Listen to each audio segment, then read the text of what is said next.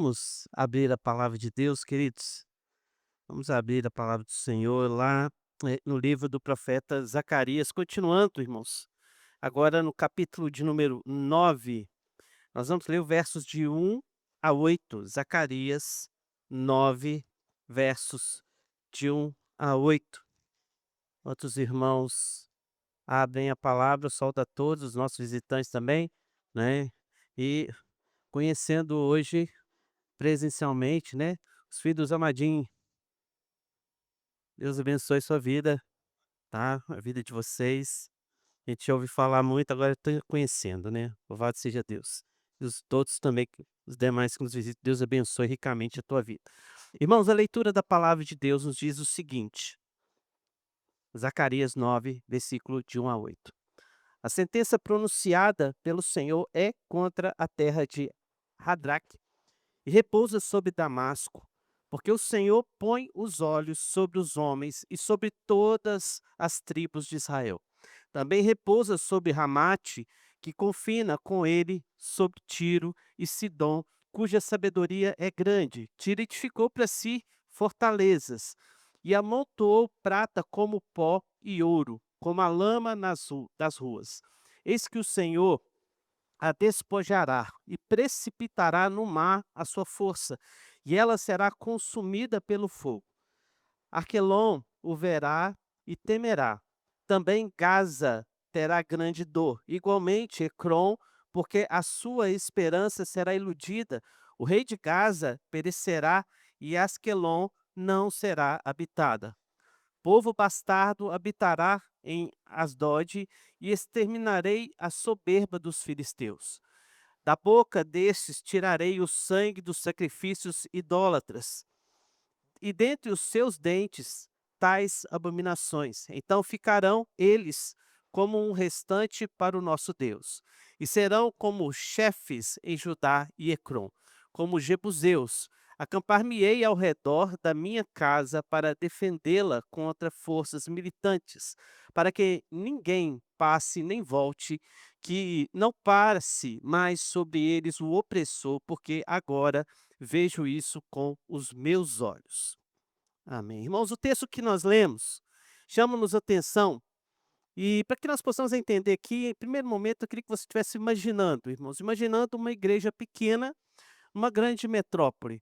Não é o nosso caso, né? Nós não somos uma grande metrópole, mas imagine uma pequena igreja numa grande metrópole.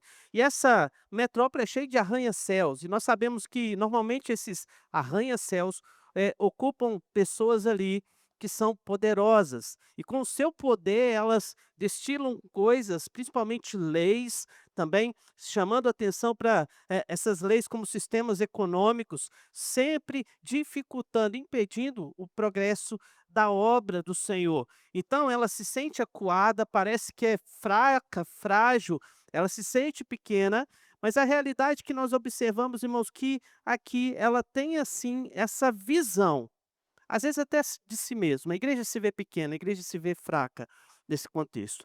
E é o sentimento que impera no texto que nós lemos. É o sentimento que provavelmente está no coração de muitos daqueles homens que voltaram do exílio e estão agora habitando ali na Jerusalém, sendo reconstruída. E como nós vimos, irmãos, até o capítulo de número 8, depois daquelas visões, né, das 8 visões, nós vimos também que o Senhor tem despertado o povo, o templo tem sido reconstruído, já se passa aqui algum tempo desde a última profecia. E a palavra de Deus chama atenção que o capítulo 9 aqui vai chamar atenção para a gente para um novo aspecto do livro. Na verdade, é uma divisão. O capítulo 9 começa, então, uma nova sessão desse livro, onde Deus agora vai apontar não coisas do presente para aquele povo, mas coisas do porvir, coisas que vão acontecer não imediatamente, mas lá na frente, em alguns anos, na verdade, em alguns séculos. Irmãos, Charles Faber, ele vai dizer que os últimos 6 capítulos do livro de Zacarias possuem um confinado de profecias, irmãos, que é um tesouro incomparável. da verdade profética de Deus. Então, o que nós vamos ver do capítulo 9 em diante são profecias que vão remeter a Cristo, que vão chamar atenção não para coisas presentes para aquele povo, repito de novo, mas coisas que ainda hão de acontecer no futuro. Então, abruptamente, o texto interrompe aquela série de mensagens falando sobre esperança, falando sobre promessa. Mas agora Deus chega com uma nova palavra, não para esse povo específico, mas no versículo 1 a 8, chamando atenção para os inimigos ou aquelas pessoas que estão em volta de Jerusalém, aqueles povos. Então, Richard Phillips, ele vai dizer, irmãos, que ela se trata aqui da ira futura de Deus. O versículo 1 a 8 está falando de um Deus irado, que agora vai exercer a sua ira contra todas as nações que se opõem ao povo de Deus. Agora Deus vai exercer o seu juízo. Ele, na verdade, como o próprio versículo 1 começa dizendo a palavra sentença. Me ajuda aí, uma sentença, né, Lúcia? Já é algo confirmado, já é algo que já está resolvido, vai acontecer, Deus vai executar, né? Então, em questão jurídica, irmãos, Deus está chamando a atenção para a gente que o texto está dizendo sobre essas nações irá acontecer. Então, até esse momento, Zacarias se concentra em coisas do presente, mas agora ele vai chamar atenção para a gente para as coisas que estão por vir. O capítulo 9, então, irmãos, nós vamos observar e vamos conseguir identificar ele dentro da história, talvez com um personagem que você não vai encontrar na Bíblia. Mas quando olhamos para a vida desse homem e olhamos para o que o texto está dizendo aqui, e também o que Ezequiel capítulo 26 vai dizer, nós vamos identificar esse homem dentro da história. Esse homem dentro da história chama-se Alexandre o Grande. Alexandre o Grande, ele é profetizado por Daniel no capítulo 7, versículo 6, e ele diz o seguinte: depois disso, continuarei olhando, e eis aqui outro, semelhante a um leopardo. Lembra que veio no estudo de quinta-feira, nós falamos dessa figura que também aparece no Apocalipse. Semelhante a um leopardo, e eis aqui outro semelhante, perdão, olhando, e eis aqui outro semelhante a leopardo, e tinha nas costas 4 asas de ave. Tinha também este animal 4 cabeças, e foi-lhe dado domínio. Então, irmãos, Deus governa os destinos desse mundo, ele não os deixa isolado, e nós observamos aqui que o plano de Deus, a realização do Senhor está em processo, está continuamente sendo realizado. Deus não vai, irmãos, durante a história, remendando ou então reagindo às ações do homem, mas ele vai conduzindo as ações do homem. É isso que a palavra de Deus vai nos chamar a atenção. E por que que nós identificamos ele como sendo Alexandre o Grande, né? Esse homem que vai cumprir essa profecia? Porque o leopardo, irmãos, é conhecido por sua velocidade, né? E rapidamente, Alexandre o Grande foi talvez um dos maiores generais que a gente viu dentro da história. E ele conseguiu, irmãos, conquistar todo o mundo antigo, coisa que homem algum tinha conseguido. E o símbolo da Grécia, né, a nação a qual ele levava o nome era o leopardo, né. Então, essa é a realidade. Também no capítulo 8 de Daniel, Daniel faz, irmãos, revelações em relação a esse homem que seria um carneiro lutador, que viria para desbravar aquela terra, aquelas nações sofreriam dificuldades. Então, irmãos, como nós vimos aqui dentro do contexto de Zacarias até aqui, ele está profetizando em um contexto de grande medo. As pessoas estão com medo todos os dias, embora não tenha acontecido nada, né. O medo é isso, né. Nós muitas vezes temos medos irreais, temos temores de coisas que realmente não vão acontecer, né. E durante toda a história, se você for ler, o livro de Esté, se você for ler o livro de Neemias, se você for ler o livro de Esdras, esse período da reconstrução, da reforma, da restauração de Israel, você vai observar que nunca houve um ataque, porque Deus esteve sempre protegendo aquele povo. Uma coisa que é fascinante, irmãos, que na mesma ordem que o texto declara que essas nações caíram, é a mesma ordem que Alexandre derrubou todas as nações. A mesma ordem, do mesmo jeito que diz aqui o versículo 1, versículo 2, versículo 3, versículo 4. Se você pegar dentro da história, vai seguir o mesmo roteiro, a mesma sequência, chamando atenção, irmãos, para tudo o que é a confirmação da palavra de Deus. Então, no mapa da época, as nações aqui que nós observamos, Radraque, Damasco, Tiro, as cidades filisteias, eram como muralhas intransponíveis, irmãos, em volta do povo. Na verdade, se nós pegarmos um mapa, nós vamos conseguir identificar que essas nações estão em volta de Jerusalém, em volta de Israel, e são aqui grandes inimigos, irmãos. Dentro da história, inimigos ferozes que sempre invadiram, sempre destruíram Israel. Então a pergunta silenciosa no coração daquele povo sempre foi: onde está o governo de Deus enquanto as nações armam contra nós e nós muitas vezes não podemos fazer nada porque eles são poderosos e grandes? Mas talvez para nós a pergunta que nós fazemos hoje é: onde está Deus no governo deste mundo? Quando nós olhamos, irmãos, para a nossa perspectiva agora, trazendo para o nosso tempo, quando nós vemos tantas coisas difíceis e complicadas acontecendo, quando nós vemos, irmãos, escândalos e escândalos surgindo, quando nós observamos que a cada dia, irmãos, a maldade cresce, a maldade não está num lugar isolado, mas ela está se espalhando, está se epidemizando pelo mundo. Nós, irmãos, temos isso na nossa vizinhança, nós não temos isso longe mais. Nós vemos, irmãos, que a maldade ela continua crescendo e a pergunta para a gente é: onde está Deus no governo dessas coisas? A pergunta também cabe para nós hoje. E esse era o questionamento do coração da maioria daquelas pessoas. Se Deus está no controle, por que que nós, quando olhamos, não vemos nada?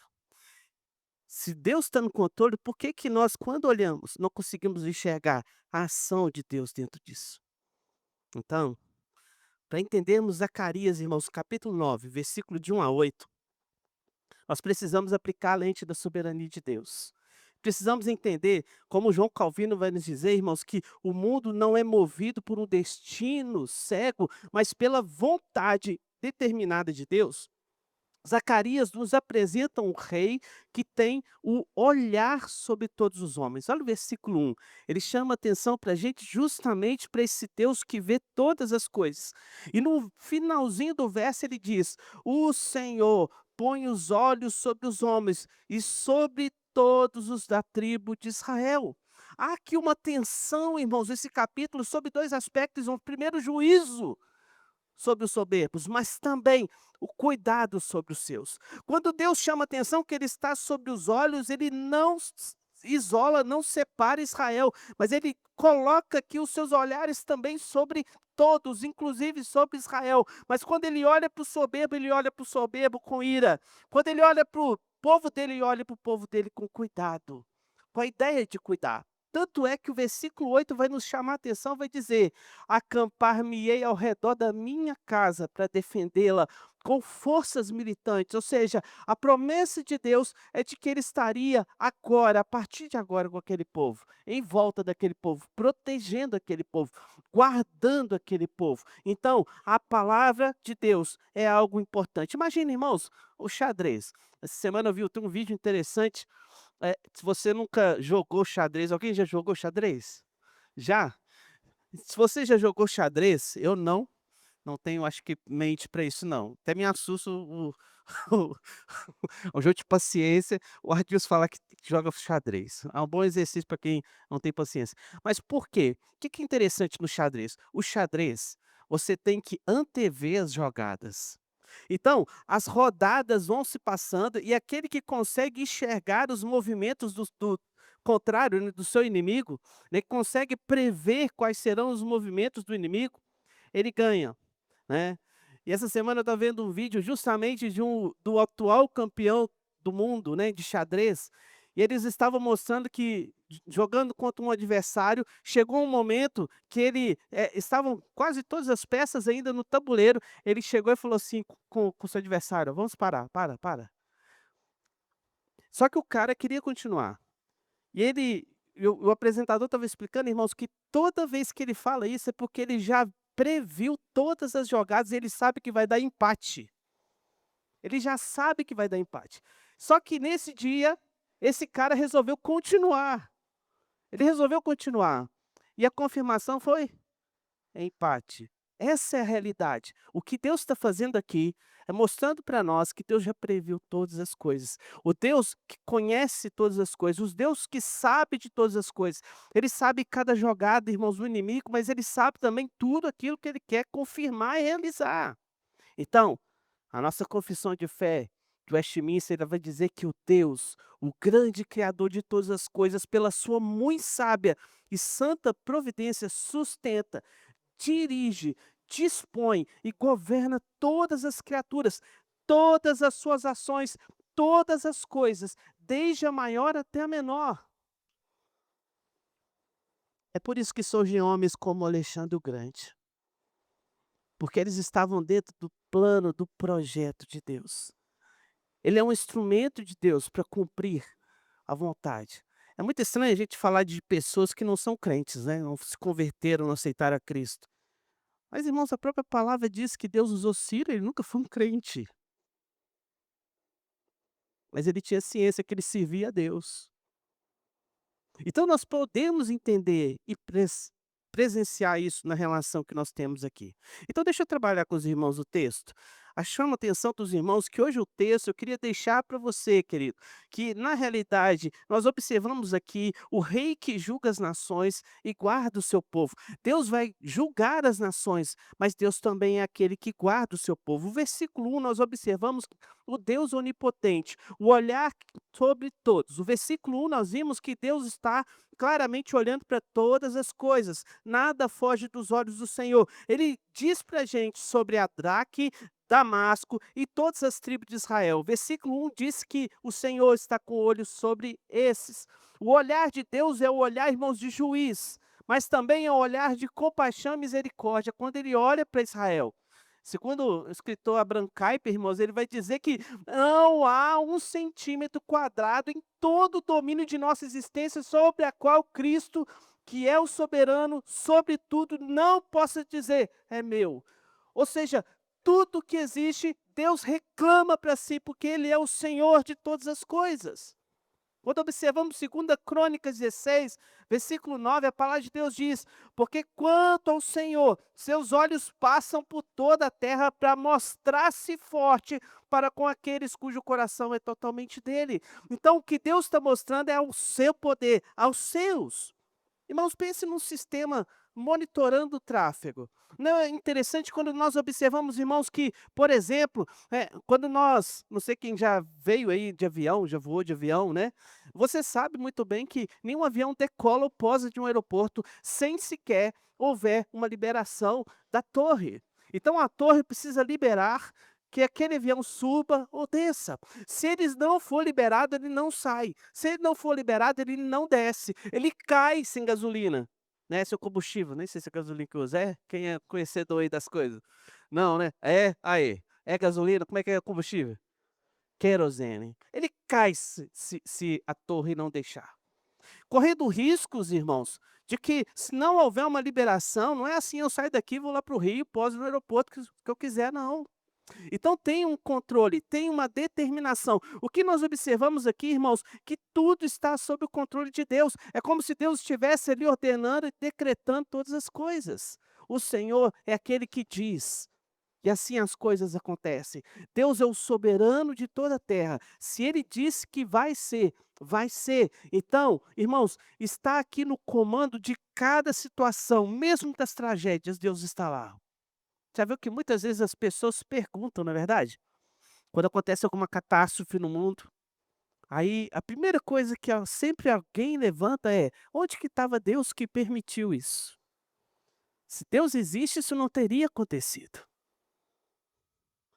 Irmãos, Deus permite muita coisa, e muita coisa no plano de Deus, e muita coisa está na vontade de Deus. Está na vontade decretiva ou então na vontade permissiva. Deus permite muita coisa. Sabe aquelas situações difíceis que às vezes nós culpamos Deus, na verdade a culpa é o nosso pecado, a culpa é o nosso desejo, a culpa é a nossa vontade, né. Eu tinha um pastor, irmãos, ele era professor, o José João, faleceu infelizmente, ele sempre dizia isso: "Tem gente que, coitado, culpa até o diabo é culpado de tudo". E muitas vezes ele fala: "A culpa é nossa". Se eu peco, a culpa é minha, não é do diabo. Então, muitas vezes, irmãos, nós observamos que, simplesmente as coisas permitidas por Deus, elas afetam sim nossa vida. Então, o Senhor é o Deus que olha para as nações. Mas também o versículo 2 a 4 ele chama atenção para a gente para a queda da fortaleza de prata. Deus vai então, irmãos, fazer ruir o ídolo da autossuficiência. Versículo 2 a 4 diz o seguinte para a gente: também repousa sobre Ramate, que confina sobre ele, sobre Tiro e sobre Sidom, cuja sabedoria é grande. Tiro edificou para si fortalezas e amontoou prata como pó e ouro como a lama das ruas. Eis que o Senhor a despojará e precipitará no mar a sua força, e ela será consumida pelo fogo. Então, irmãos, Zacarias chama a atenção para a gente agora e fala sobre Tiro. Tiro claramente uma das grandes cidades ou impérios que existiram antigamente, irmãos. Por quê? Porque, pense bem, é uma das cidades mais ricas do mundo antigo. E a história de Tiro, ela é muito interessante, porque Tiro ficava à beira-mar, era uma cidade na costa. Só que em algum momento, irmãos, o rei teve uma grande ideia. Vamos tirar Tiro daqui e vamos colocar ela numa ilha. E havia uma ilha perto da costa, fica exatamente 800 metros da costa. E fizeram isso, colocaram essa ilha lá, fizeram uma cidade lá, deixaram a cidade antiga lá na beira, e ali construíram grandes muralhas. Era uma cidade, irmãos, impenetrável aos olhos humanos naquele tempo. Até que surge quem? Se você já viu o filme, eu não sei, mas o filme de Alexandre o Grande, até o filme do cinema, e conta essa história. Na verdade, é uma das grandes vitórias de Alexandre. Irmãos, ele tentando conquistar aquela cidade, ele resolve construir uma ponte que chegasse dela 800 metros. E ele pegou todas as casas antigas da cidade antiga, derrubou tudo, casas e pau, e fez aquela pista para que o exército pudesse passar. E em determinado momento, irmãos, ele descobriu que seria impossível. Por quê? Porque Tiro continuava ainda com seus barcos. E ele então chamou todos os barcos dos seus aliados e eles destruíram as embarcações. Tiro ficou cercada. Não tinha como comer, não tinha como sair. Até que chega um momento que ele consegue invadir a cidade. Irmãos, a história conta que dentro da cidade morreram 6.000 homens. 2.000 homens foram presos. Eles venderam 35.000 homens, crianças e mulheres como escravos. E mais 2.000 homens foram crucificados na beira do mar. 2.000 homens em fila, para que mostrasse ali o temor que deveria ter sobre Alexandre o Grande. Quando ele chama atenção para a gente o texto que Gaza, né, Ecrom, essas cidades ficariam com medo justamente por causa desse momento, a grande vitória de Alexandre. Quando nós falamos assim, é algo realmente terrível, não é verdade? Mas a cidade foi precipitada no mar, a cidade foi destruída com fogo. Deus cumpriu a sua promessa. O que Deus fez ali, irmãos, foi desarrolar deste mundo, naquele momento, o maior símbolo de arrogância e de autossuficiência. Tiro achava que nada a venceria. Na verdade, Nabucodonosor tentou entrar nela e fez um cerco contra aquela cidade durante 13 anos e não conseguiu invadi-la. Um jovem ambicioso e inteligente conseguiu em 7 meses. Nós precisamos entender, irmãos, que o Senhor é aquele que levanta e derruba também. E faz com que essas pessoas surjam para destruir os ídolos do coração. Aqueles homens ali, irmãos, o texto chamou atenção para a gente, versículo 2 a 4, que era tanta riqueza daquela cidade que parecia pó nas ruas. Era tanto ouro e tanta prata que parecia as lamas quando se chove. A verdade, irmãos, é que Deus joga tudo por terra, porque Provérbios 11:28 diz que quem confia nas suas riquezas cairá, mas os justos florescerão como a folhagem. Então a verdade é que quando Deus derruba aquela cidade, Ele derruba o orgulho. O que o texto está chamando a atenção é que quando Deus, irmãos, derruba aquela cidade, através daquele homem, Ele derruba também o amor aos ídolos, principalmente aquilo que é o amor ao dinheiro, a riqueza. Foi até o assunto de hoje, né, na EBD. né. Nós achamos que o dinheiro compra tudo, pode tudo, faz tudo, e não é assim. Irmãos, a terceira lembrança eu queria deixar para você aqui, olhando para esse texto, nós vemos também no versículos 5 a 7 que a graça que conquista os inimigos. Irmãos, e nós observamos o versículo 5 a 7, eu queria que você estivesse lendo comigo. Versículos 5 a 7, vamos ler? Asquelon o verá e temerá. Também Gaza e terá grande dor, igualmente Ecrom, porque a sua esperança será iludida. O rei de Gaza perecerá e Asquelon não será habitada. Povo bastardo habitará em Asdod e exterminarei a soberba dos filisteus. Ba sa o tik a pep ina sa del cara pig is go at spadas tik Israel. Ecrom. Amém, irmãos. Aqui, irmãos, o tom muda um pouco. Muda porque Deus agora fala dos filisteus. A palavra Gaza, Asquelon, Ecrom faz referência às tribos filisteias. Ele promete então tirar essas pessoas, essas tribos do meio e ali colocar novos moradores. O texto fala no versículo 7, ele também ficará como um remanescente para o nosso Deus e será como governador em Judá. Isso aponta então, irmãos, para a graça de Deus. Deus chama-nos a atenção que Deus vai acolher essas pessoas de uma forma diferente. Ezequiel capítulo 11, versículo 19 nos lembra que eu lhes darei um só coração e porei dentro deles um espírito novo e tirarei da sua carne o coração de pedra e lhes darei um coração de carne.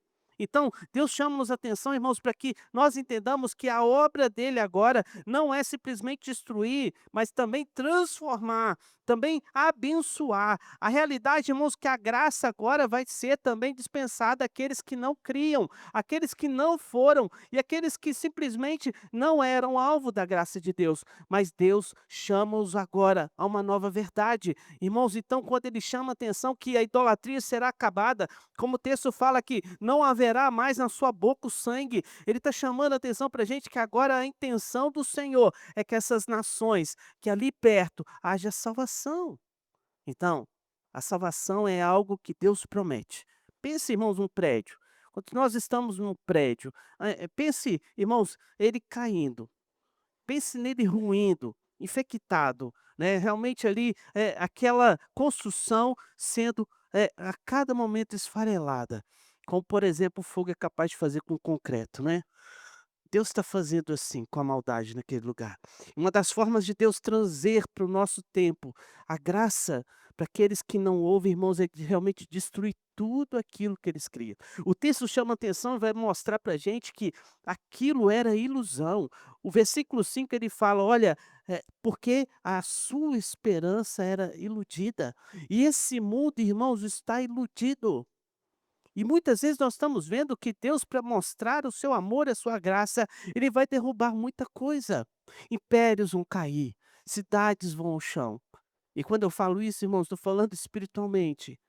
Deus é aquele que levanta impérios, destrói impérios. É aquele que foi quem levantou, irmãos, Davi como servo dele, levantou Salomão, grandes reis, mas é aquele também que levantou Nabucodonosor para punir seu próprio povo. É ele que levantou Alexandre para punir esses homens aqui, essas nações vizinhas. Deus é aquele que governa todas as coisas. Então, quando nós olhamos, irmãos, principalmente como vimos nesses dias, né, zombaria contra os cristãos, como sempre acontece. Irmãos, Deus é por nós. Como esse povo aqui experimentou em todo tempo, a sua proteção, nós precisamos confiar que Deus tem protegido a igreja, que Deus tem guardado a igreja. E quando o Senhor assim usar de graça com esse povo, eles também serão chamados de servos do Senhor. Irmãos, o versículo 8 ele chama atenção para a gente, para a presença de Deus. Deus então agora nos adverte que o povo não fica só. E ele diz assim, leia comigo: acampar-me-ei ao redor da minha casa para defendê-la contra forças militantes, para que ninguém passe nem volte, que não passe mais sobre eles o opressor, porque agora vejo isso com os meus olhos. O trecho ele vai encerrar com uma promessa. A promessa de Deus é: eu vou habitar com os meus.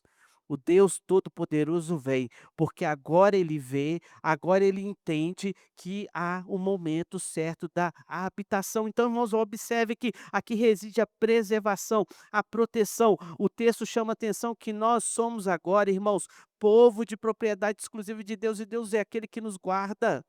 Ele que nos livra. Aqui reside então, irmãos, a palavra de Deus nos chamando a atenção que o Senhor está vindo contra Israel, mas não para julgar. Os olhos estão voltados não para condenação, mas para cuidado, como o versículo 8 fala. Deus quer habitar com esse povo. O salmista no Salmo 17, versículo 8 diz que o povo de Deus é a menina dos olhos, né? Então a ideia de que sendo mesmo frágil é aquilo que ele mais guarda, mais protege. O Salmo 125, versículo 2 ele nos lembra, irmãos, que o Senhor, né, ele está sempre em momentos cercando Jerusalém, assim como Sião, e ele é aquele que protege para sempre. A promessa de Deus é de proteção eterna. É um pai, irmãos, que nos guarda, é um pai que nos ama, é um pai que nos trata como filhos benditos, é um pai que nos olha, irmãos, com graça. Esse texto, então, irmãos, nos ensina que o governo de Deus é total, em todas as circunstâncias. Até nas dificuldades, até nas maldades desse mundo, irmãos, Deus não perdeu o controle, mas Ele mantém o seu poder, a sua mão estendida. Ele governa a economia de Tiro. Ele mostra que quem tem o domínio e quem faz a riqueza aparecer ou faz ela desaparecer é o Senhor. É Ele, irmãos, que controla a política de Damasco, a religião dos filisteus, que o texto fala aqui, que eram idólatras, no versículo 7. É Ele, irmãos, que traz segurança a Jerusalém, onde é a casa de Deus. É Ele que guarda tudo. Então, para o crente, irmãos, a mensagem que esse texto tem que trazer é: pare de olhar para as muralhas de Tiro, pare de olhar para a idolatria dos filisteus. Pare de olhar com ganância por aqueles que não deveriam ser de forma nenhuma olhados conosco por nós, irmãos, com inveja ou com o desejo de sermos iguais, mas comece a olhar para o acampamento de Deus. Sabe por que que muitas vezes a gente tem perdido, irmãos, o foco da nossa fé? Porque a gente está olhando lá para fora. A gente está muito preocupado lá fora. Nós estamos preocupados com o que eles estão pensando da gente, estão preocupados como eles estão se vestindo, como eles estão se comportando, se eles estão ricos, se tudo é bonito, se tudo é feio. A gente está preocupado demais. A gente está preocupado com o que eles dizem, a gente está preocupado com o que eles pensam. E Deus nunca se preocupou com isso e nunca chamou o seu povo para ficar aqui quieto, chamou o seu povo para olhar para dentro, chamou o seu povo para olhar para si. O que o texto chama a atenção, irmãos, que nós precisamos levar para lá. Quem tem que olhar para a gente é eles. Nós que somos, irmãos, luz do mundo. Nós que somos sal da terra. E o que nós vemos, irmãos, é a igreja olhando para fora. Nós nunca vamos, irmãos, fazer diferença se nós quisermos ser como eles. Se nós acharmos que pela semelhança nós vamos atraí-los. Irmãos, escuridão não atrai luz, mas luz atrai escuridão. Luz atrai aqueles que estão nas trevas, luz aponta caminho, e nós somos chamados para apontar o caminho, não para viver como eles na escuridão. Então, não é fazendo tudo para ganhar todo mundo, é fazendo aquilo que Deus determinou para ganhar quem Deus quer, no tempo do Senhor e da forma como o Senhor quer. Irmãos, nós não podemos cair nos modismos desse mundo, mas nós precisamos ser diferentes. O rei, irmãos, que vem o nosso encontro, ele chama a atenção para a gente para cuidado. O que o texto nos fala é: Deus quer cuidar de nós. O Deus que vem ao nosso encontro, ele chama a atenção e fala-nos que nós temos um Salvador. É Ele quem vai nos libertar de tudo, mesmo que nós estejamos cercados, mesmo que as coisas pareçam tão difíceis como muitas vezes se apresentam, tanto na vida pessoal como na nossa vida cristã. Deus é aquele que está conosco. O rei de Zacarias, que Zacarias está dizendo aqui, e vai nos revelar a partir do versículo 9, é Jesus. O rei que ele está chamando-nos a olhar, irmãos, e chamando a atenção de algo, um lugar que ele vai habitar, é a Nova Jerusalém. A Nova Jerusalém. E por isso que nós olhamos para ele. Então, eu queria dizer que se você está aflito, olhe para Deus, olhe para Cristo. Deus é aquele que é a solução dos nossos problemas, nunca foi outro. E muitas vezes nós estamos procurando em outro lugar. O que o povo cercado precisava entender, que tudo o que eles precisavam era ter Deus. Porque se tem inimigo, Deus levanta quem derruba os inimigos. Se tem escassez de provisão, Deus arruma quem vai prover para essa escassez acabar. É Deus quem está ali. Então, também, se você acha-se autossuficiente, querido, hoje é momento de você entender que não, que nada dessa terra é capaz de nos defender. Não é isso que nós vimos na pandemia, irmãos?